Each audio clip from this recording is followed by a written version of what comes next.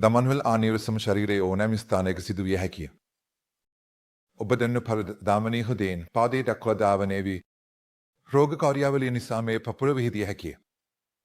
නමුත් සමානයෙන් හෘදයට ආසන්නව ඇති සහ උදරයට පැමිණෙන තීර්සක් ආගතය හෝ උදර ආගතය ලෙස හඳුන්වන්නේ.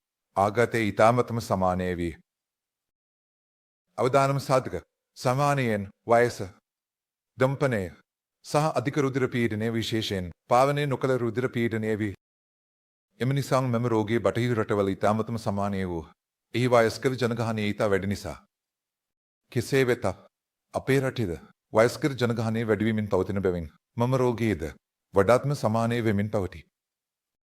එම නිසා ඔබ වයස්කට පුද්ගලයෙකු සහ අධික රුධිර පීඩන රෝගයක් නම් දම්පනයේ ඉතිහාසයක් ඇතිනම් විශේෂයෙන් හෘද රෝගය සමග ඊ타මතම ඉක්මනින් ආගත පරීක්ෂණ වැඩසටහනට යන්න. රෝග ලක්ෂණ කිසිවක් නෙවිය හැකි එය විශාල පරිමාණයකට ළඟ වෙන තොර. එම නිසා රාගින සම්මානයෙන් හදිසි අවස්ථාවක් පැමිණෙන අතර එම වෙලාවේද පුරතකාරු විකල්ප ඊ타මතම සමකර වේ.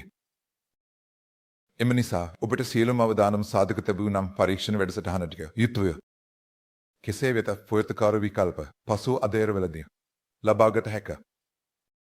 අපි සාමාන්‍යයෙන් අයුරට ගරුම් හෝ ඇන්ජේ ගරුම් කරන අයුරට විශාලත්වය තහවුරු කිරීම සඳහා වන අතර ඇන්ඩ්‍රසිම් එක් විශාලත්වය අනුව අපිට පුරතකාරු සැලසුමක් ඇති.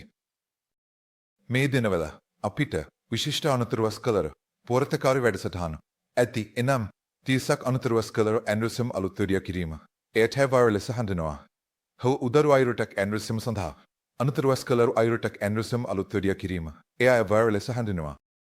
සංකීර්ණ අයුරටක් ඇන්ඩ්‍රසිම් සඳහා පව අපට විශිෂ්ට එහෙම නැත්නම් හයිබර්ඩ් කාර්යකාරකම් සහ වෙනමෙද ගිය ගොරුෆ්ටස් ලබාගත හැකි අතර එමගින් අවදානම් සහ ස්කලත් ඊ타මතම අඩු කර ඇති. පරණ කාලයේ අපට විවිධ ශාලේ කර්මයේ පමණක් විකල්පයක් තිබුණි. එය ඊ타මතම වැඩිමරණ සෙල්වා රෝගත්වයක් ඇතිවේ.